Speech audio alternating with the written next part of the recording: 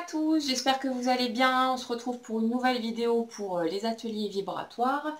Donc, comme d'habitude, je vais reprendre vos questions au fur et à mesure. Je vais me brancher là-dessus.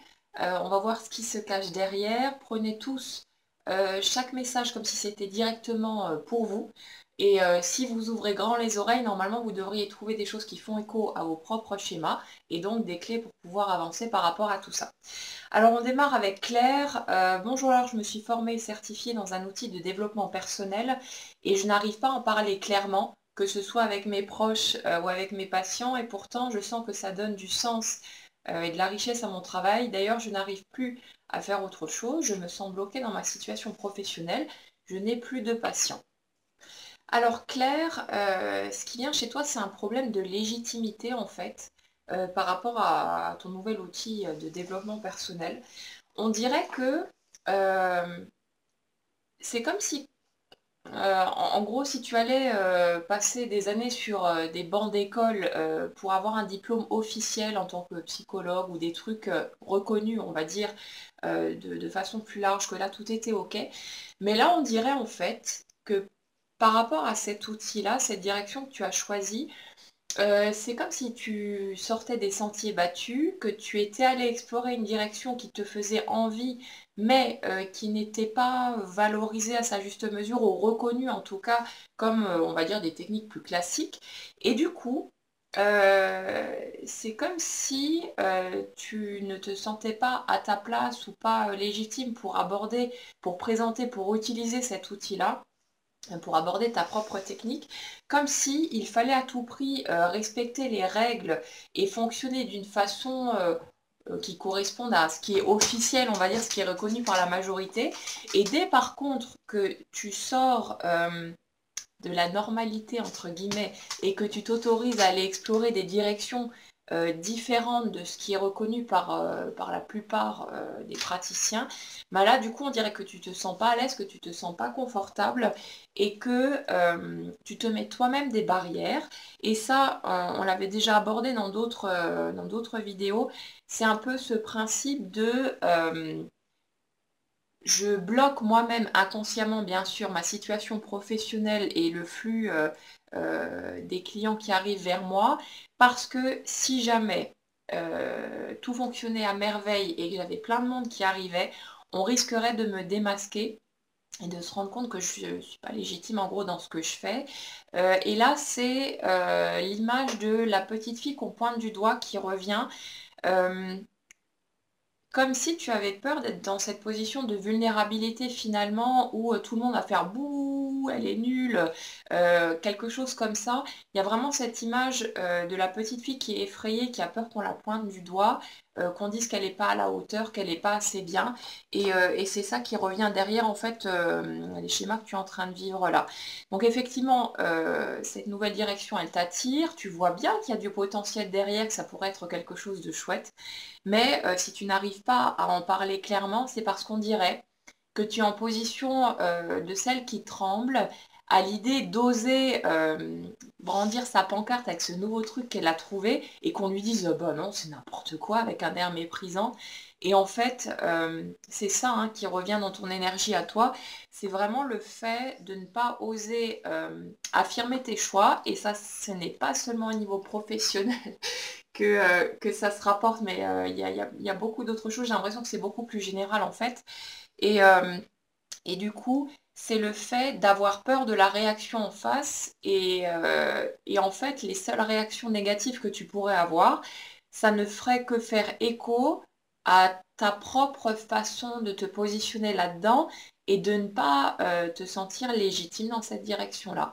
Donc il va falloir simplement que tu te mettes en accord avec toi-même, que tu arrives à ce stade de te dire et après tout, pourquoi pas, moi je le sens bien, je me sens à ma place dans cet outil, je me sens à ma place dans cette façon de faire. J'ai le droit, j'ai pas à avoir de validation extérieure, j'ai pas besoin d'avoir le feu vert de qui que ce soit ou de quoi que ce soit. J'ai le droit d'avancer dans cette direction. Et Claire, même si tu voulais développer ton propre outil en faisant ton propre mix de tout ce que tu veux, de tout ce qui t'inspire, ben, ce serait tout aussi légitime. Et je crois que mon assistant veut voler la vedette. Et, euh, et ce serait tout aussi juste que d'aller utiliser des techniques dites officielles alors que c'est pas plus officiel que ça, le principe est le même. Donc vois ce qui est juste pour toi, autorise-toi à utiliser les outils que tu veux parce que ça te parle et que tu trouves que c'est chouette et que ça fait du bien et que ça apporte quelque chose et ainsi de suite. Et puis le reste, ça bougera tout seul. C'est juste toi qui dois te rendre compte que tu n'as pas besoin d'obtenir une validation extérieure et que du moment que tu te sens en accord avec toi-même et que tu sens que ta façon de procéder est juste, ça ira tout seul. Donc c'est plutôt cette clarification-là qu'il faut faire. Et là, du coup, tu pourras en parler, mais tu n'as pas besoin d'obtenir l'aval de qui que ce soit pour avoir le droit d'utiliser cet outil. Si ça te branche, si ça te parle, tout va bien. Voilà.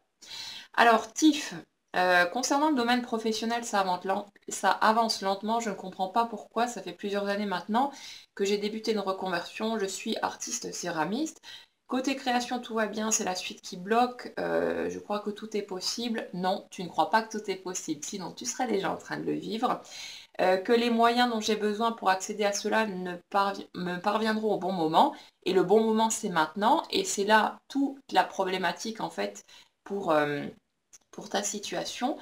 Donc je ne vais même pas lire la suite de la question en fait, hein. J'ai pris le résumé, l'essentiel, parce que l'essentiel il est vraiment dans ce que tu es en train de dire là.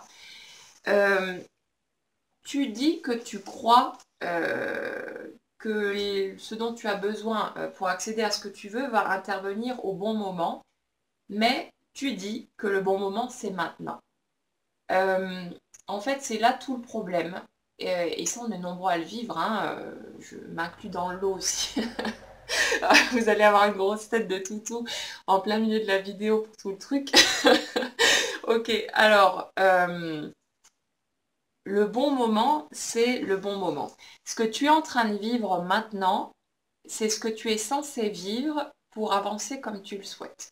Le problème qu'on a tous et qui nous bloque dans la majorité des choses qui nous bloquent, en fait, c'est de croire qu'on est censé vivre dans l'instant présent autre chose que ce qui se passe dans le moment présent.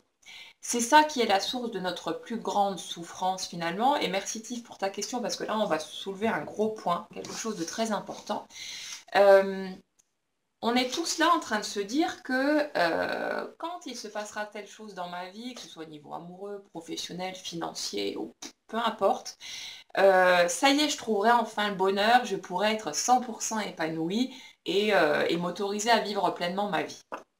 Mais en fait, on se coince tout seul parce que là, du coup, on passe tout notre temps à vouloir autre chose que ce qui est ici et maintenant.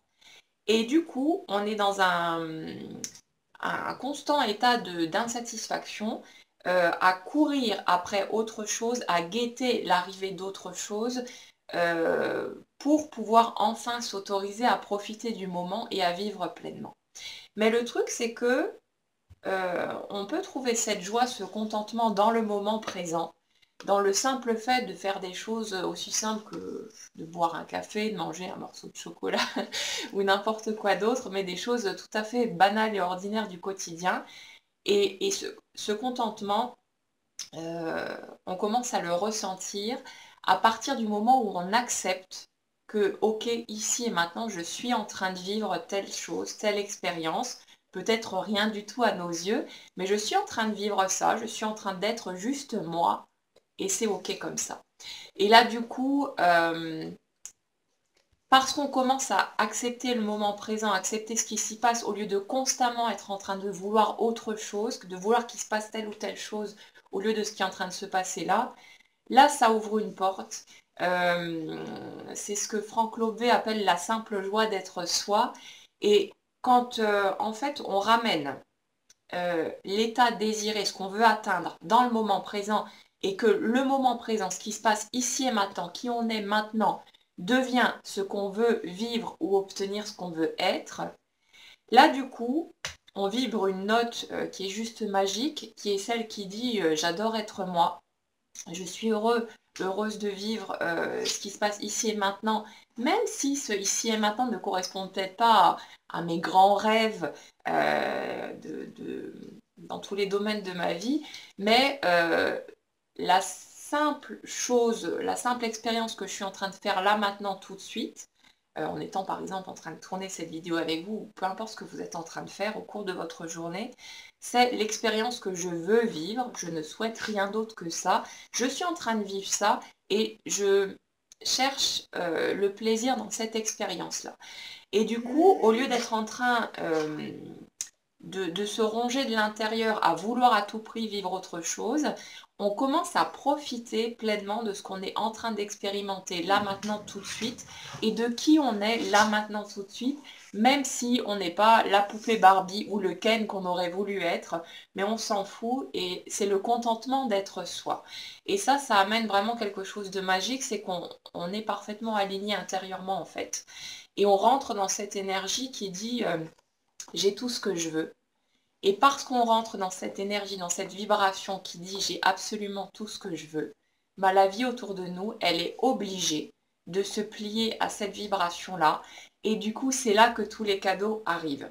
Donc, Tiff, pour revenir sur ta question, le problème, en fait, c'est que tu es dans une telle soif de voir ce que tu veux arriver, et ça ne concerne pas seulement un domaine professionnel, tu es dans une telle soif de voir les choses bouger que tu es comme une espèce de vampire en fait, qui est en train d'émettre l'énergie, je n'ai pas ce que je veux, donnez-moi vite ce que je veux, c'est vraiment une espèce de frustration qu'il y a derrière, en train de pester contre la vie quelque part, à te dire mais bon sang, avec tout le chemin que j'ai fait, avec toutes les prises de conscience que j'ai eues, avec tout l'argent que j'ai pu investir, avec toutes les démarches que j'ai pu effectuer, pourquoi est-ce que ça ne bouge pas? Tu es en train de piquer ta crise, ce qui est tout à fait compréhensible, hein, il n'y a pas de souci là-dessus. Mais du coup, tu es en train de dégager une énergie qui dit je n'ai pas ce que je veux. Et c'est ça le seul problème. Et là, ça me ramène à la vidéo de Jean-Marie Bigard, que vous avez peut-être vu, qui parlait du lâcher-prise, où il était en train de dire qu'à une époque, il voulait à tout prix qu'on prenne ses sketchs, il voulait à tout prix qu'on le choisisse, qu'on lui ouvre la porte, etc. Et il était dans cette énergie de colère, de révolte intérieure à dire il faut à tout prix que vous preniez mon travail et que ça fonctionne. Et là, du coup, bah, il y a tout qui bloquait parce qu'il était dans cette énergie à vouloir forcer le passage. Et à partir du moment où il a simplement baissé les bras quelque part, où il a dit bon, ok, c'est bon, j'en peux plus. Alors j'accepte la possibilité que ça ne fonctionne pas comme je le souhaite. Et là, il raconte cette anecdote où il rentre chez lui et dans les 2 minutes, peut-être quelques secondes qui suivent, le téléphone sonne et on lui dit que on adore son travail, que c'est bon, il est pris et on le félicite pour les changements qu'il a fait dans ses sketchs alors qu'il n'en avait pas changé un seul mot. La seule chose qui a changé, qui a basculé, c'est son énergie. Le fait de passer au je veux à tout prix que ça prenne ou je veux à tout prix vivre cette histoire d'amour, je veux à tout prix trouver le job de mes rêves, avoir de l'argent et ainsi de suite, peu importe le domaine où vous l'appliquez. Mais il est passé de ça à ok, c'est bon, j'accepte que ça puisse ne pas fonctionner, j'accepte de simplement en être là où je suis aujourd'hui. Et là, il y a une espèce de relâchement qui se fait, il y a une espèce de grande porte qui s'ouvre et c'est là que les choses peuvent bouger. Alors le but, ce n'est évidemment pas de se dire bon, ok, moi j'accepte l'autre facette de la médaille maintenant, ouais, je vais lâcher prise. Et puis finalement, on est là à guetter ce qui se passe autour, à attendre le coup de fil, à attendre le mail qu'on va nous envoyer, l'opportunité qui va se présenter. On fait en gros semblant de lâcher prise en se disant bon, ok, c'est bon, j'ai compris, maintenant je vais me dire que je lâche prise et puis le cadeau va tomber. Mais on est toujours dans la même énergie à guetter l'arrivée du cadeau et c'est pas comme ça que ça fonctionne. Donc le but, c'est vraiment de faire retomber toute cette pression, de faire retomber toute cette espèce de crispation intérieure où on est là à dire, à hurler intérieurement, mais il faut que ça bouge, j'en ai marre, maintenant ça doit bouger, de faire tomber ça pour se dire, ok, je ne peux pas forcer les choses dans la matière, sur le comment, sur le quand. Donc le bon moment, ce sera quand c'est le bon moment. Ce sera peut-être maintenant, ce sera peut-être plus tard. mais c'est vraiment d'arrêter en fait de vouloir forcer les choses, de vouloir passer en mode bulldozer, à vouloir forcer la matière à se plier à ta volonté, parce que c'est pas comme ça que ça fonctionne. Le fait est que la matière ne fait que répondre à ton énergie, et si ça bloque pour le moment, c'est parce que ton énergie, elle essaye de passer en force tu essayes de passer en force avec ta volonté, en fait, avec ton mental, au lieu de vibrer le truc. Et tu vas vibrer le truc quand tu vas accepter que ici et maintenant, les choses sont comme elles sont, que tu es qui tu es, et que tu peux te contenter de ça, retrouver de la joie, en fait, dans cette expérience-là, et c'est là que tout le reste va suivre. Donc essaye simplement de te repositionner par rapport à ça, de lâcher cette espèce de volonté de forcer les choses et ça se déverrouillera tout seul. C'est vraiment le seul truc qui coince en fait par rapport à tout ça. Voilà. Alors Manita, qu'est-ce qui m'empêche d'avoir des surplus financiers? Si je t'explique un peu en ce moment, je suis maman de 2 enfants, j'ai beaucoup d'animaux en adoption. Nous vivons en campagne, très loin du marché de mon travail. Je me retrouve aujourd'hui avec la nécessité de changer de voiture puisque celle que j'ai en ce moment a beaucoup de choses à réparer. Oui, on s'en fiche des problèmes de la voiture. Euh, donc pas assez de revenus pour payer toutes les factures. Ok. Alors, Manita, qu'est-ce qui m'empêche d'avoir des surplus financiers? Bah en fait, forcément, on va arriver sur la même problématique que Tiff tout à l'heure. Euh, Ce qui t'empêche d'avoir des surplus financiers, et ça vous pouvez vraiment l'appliquer dans tous les domaines en fait, hein, quand vous coincez sur un but. Même quand vous connaissez la loi d'attraction par cœur, que vous avez fait tous les exercices, que vous avez été le bon élève à suivre toutes les indications et que ça coince encore, en fait, le seul détail concrètement qui coince, c'est qu'au lieu d'être dans une espèce de légèreté à dire oh bon ok moi j'ai envie de vivre telle expérience, allez hop je balance le truc, je pose mon intention et après vous laissez couler et en toute innocence vous laissez la vie se dérouler, se présenter comme elle se présente et puis hop vous voyez la surprise arriver au bout d'un moment. Ça je l'ai expérimenté un nombre incalculable de fois, ça marche à tous les coups.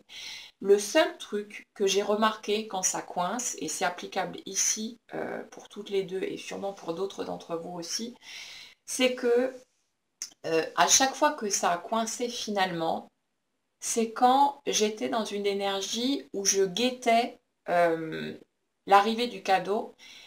Et au lieu d'être dans cette espèce d'innocence que j'ai vécue à chaque fois que j'ai posé de nouvelles intentions professionnelles, financières ou autres, euh, le truc c'est que j'étais en fait là en train de balancer mon intention, de choisir ce que je voulais expérimenter, de passer ma commande. Et ensuite, je me préoccupais même pas en fait du résultat. J'étais là en mode oh ben on va bien voir ce que ça va donner. Et j'étais même pas focalisée sur le résultat, donc pas dans l'attente de quoi que ce soit. J'étais pas là en train de guetter le truc. Ce qui m'a piégée, et ce qui vous piège là, Manita, Tiff, c'est pareil. euh, c'est le fait d'être consciente, de créer délibérément et donc de savoir que je pouvais effectivement obtenir le résultat que je voulais. Et du coup, à cause de cette conscience-là, je me suis mise à guetter l'arrivée d'un résultat et à vivre dans l'attente de ça. Genre, je veux provoquer quelque chose et ça devrait passer par un coup de fil. Et une fois que j'ai posé mon intention, que j'ai passé ma commande, je me mets à regarder, à scruter mon téléphone et à taper des doigts sur le bureau en train de me dire, bon alors, il vient ce coup de fil ou quoi? Et c'est exactement ça. Le truc, c'est vraiment de poser l'intention et d'ensuite de se détacher complètement du truc. Il n'y a même plus besoin quelque part d'y repenser. Il n'y a pas besoin de passer tout son temps à faire des exercices, à méditer, à faire je sais pas quoi. On a juste à clarifier ce qu'on veut et à laisser le truc couler.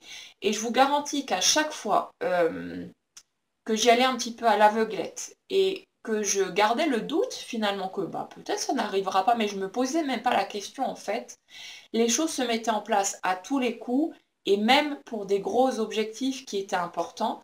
Le seul truc c'est que quand je travaillais dans ce sens délibérément et que j'étais en mode, puisque je connais la loi d'attraction et que je sais comment ça marche et que je sais que j'ai déjà concrétisé telle ou telle chose en faisant comme ci et comme ça, je me mettais à ne plus me focaliser que sur le fait que ça devait arriver, et j'en reviens à Jean-Marie Bigard, où on essaye de passer en force finalement, où se met à guetter l'arrivée du cadeau, de la concrétisation de l'objectif, et c'est là que ça coince, parce qu'on est en train d'attendre le truc, on est en train de se focaliser dessus, à piétiner, à taper du pied, en se disant, bon alors, il vient quand ce truc que j'ai commandé? Et là, du coup, en fait, on vibre l'énergie qui dit je n'ai pas ce que je veux, et donc on obtient le résultat je n'ai pas ce que je veux. Donc, Manita, tout ce que tu dois faire finalement, c'est commencer à te détendre, à penser à ce que tu veux, oui, clarifier tout ce que tu aimerais faire avec plus d'argent, la liberté que tu aurais, l'état d'esprit que tu aurais à ce moment-là. Tout ça, autorise-toi à le ressentir, à le vouloir. Tu as parfaitement le droit de vouloir tout ça. Par contre, le but du jeu, ça va être de commencer à voir que dans le moment présent, malgré les difficultés que tu peux vivre, malgré la frustration que tu peux ressentir, tu arrives malgré tout encore à vivre, à t'en sortir, à faire ce qu'il faut, à trouver des solutions. Et tu peux commencer à profiter de ce moment présent dès maintenant, même si tu n'as pas encore les surplus financiers auxquels tu aspires. C'est cette pression que tu te mets sur le dos à vouloir à tout prix que cet argent arrive pour qu'enfin tu puisses, d'après toi, commencer à vivre, à respirer, à profiter de la vie. C'est cette pression-là qui fait que tu cherches à passer en force et qui fait que ça coince de l'autre côté. Donc respire, lâche le morceau, arrête d'être dans l'attente d'un déverrouillage financier pour pouvoir t'autoriser à vivre pleinement ta vie.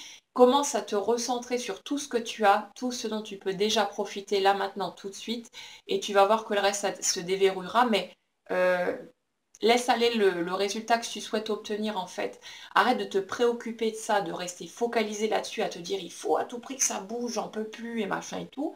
Là, c'est comme si on était en apnée en fait, et c'est comme ça qu'on se bloque tout seul. Donc, lâche ce morceau-là, laisse aller, souffle un grand coup et hurle un bon coup. Hein, si ça peut te faire du bien, préviens tes proches avant, ça peut aider, mais ça libérera de l'énergie aussi.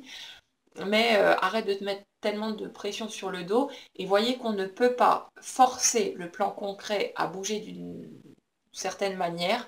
Tout ce qu'on peut faire, c'est aligner notre énergie intérieurement et à partir de là, l'extérieur bouge tout seul et on n'a même pas d'effort à faire en plus. Donc autant en profiter et prendre les choses comme ça.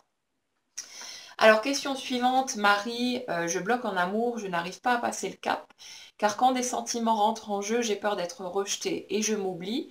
J'ai peur de perdre ma liberté, car j'ai du mal à mettre mes limites. Je me demande également si j'ai vraiment totalement fait la paix avec moi-même vis-à-vis de ma dernière relation. Enfin, mon petit doigt me dit que tout est lié. Dans l'intimité, j'ai du mal à faire confiance. J'ai du mal quand ce n'est pas moi qui mène la danse. J'ai même mal physiquement, j'ai honte de lâcher prise et d'assumer de prendre du plaisir.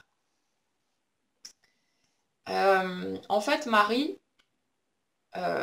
tu es dans une dynamique où tu cherches à tout contrôler en pensant que si tu contrôles tout et le moindre millimètre de ce que tu vis et même de ce qui se passe au niveau de ton corps, il ne t'arrivera rien.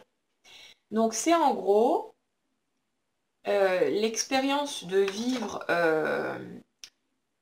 dans une espèce de crispation permanente où tu cherches à tout retenir, à tout...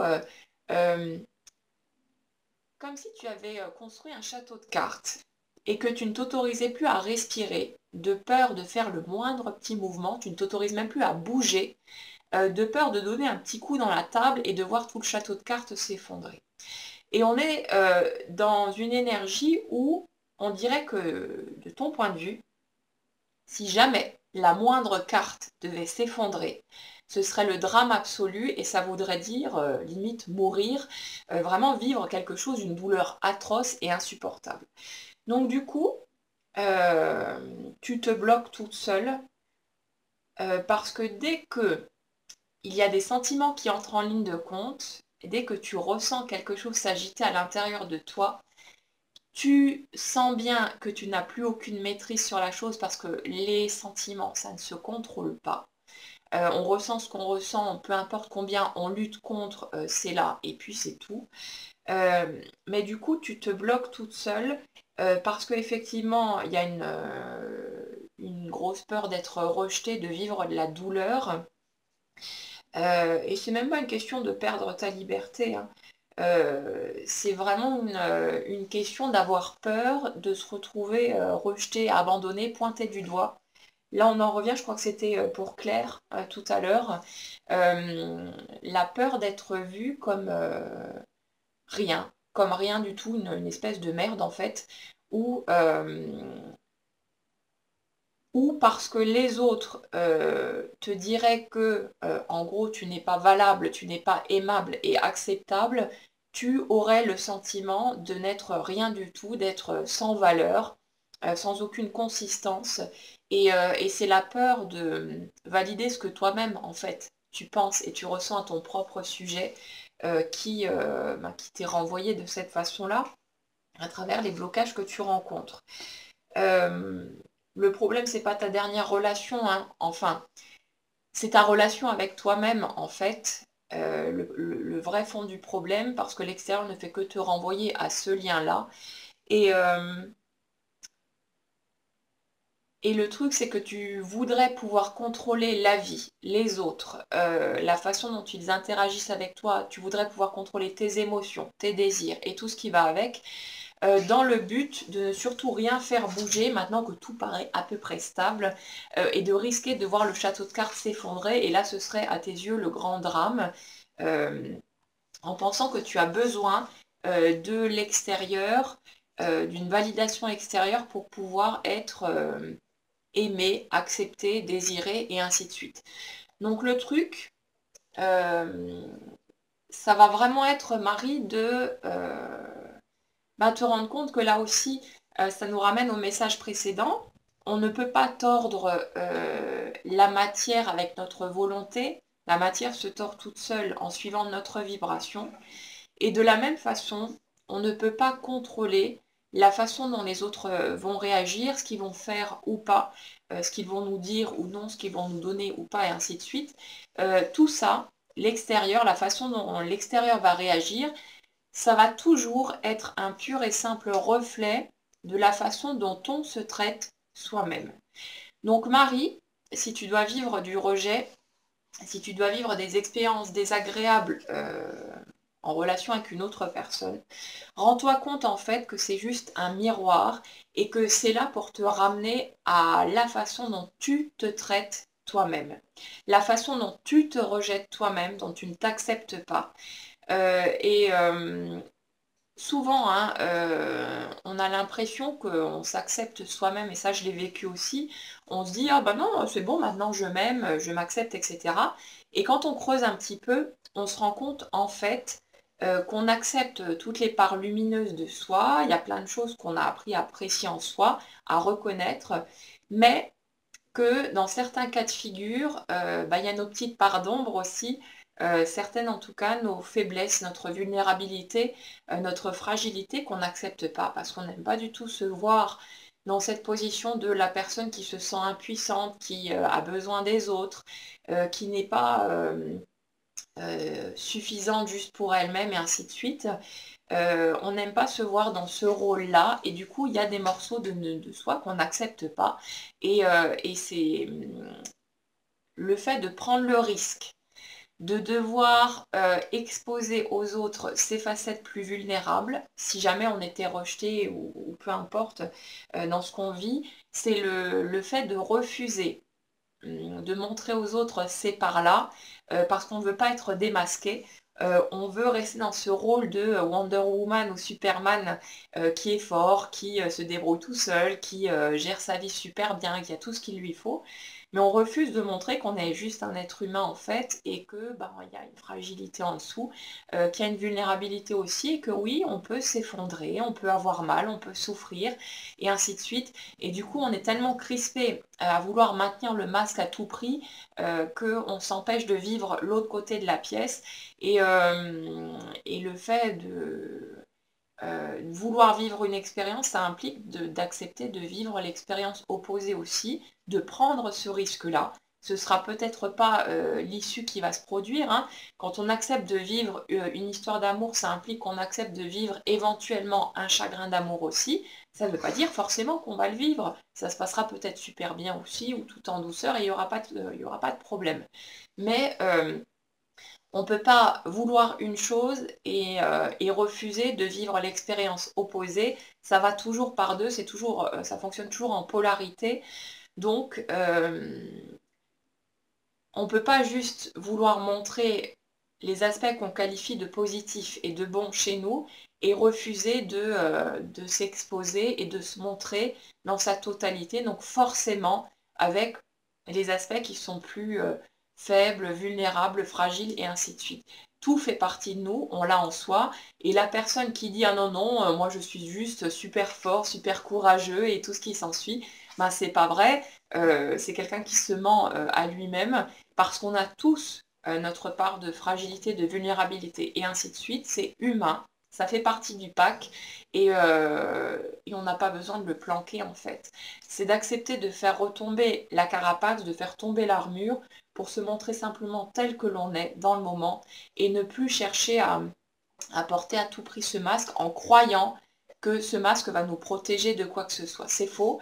Et c'est justement le fait de s'exposer soi-même tel que l'on est, avec toute sa vulnérabilité et tout ce qui va avec, qui fait que on peut là prendre vraiment sa place et c'est là qu'on est le plus solide finalement quand on s'accepte en entier au lieu de vouloir à tout prix tenir le mur et puis repousser l'ennemi si jamais on risquait quoi que ce soit.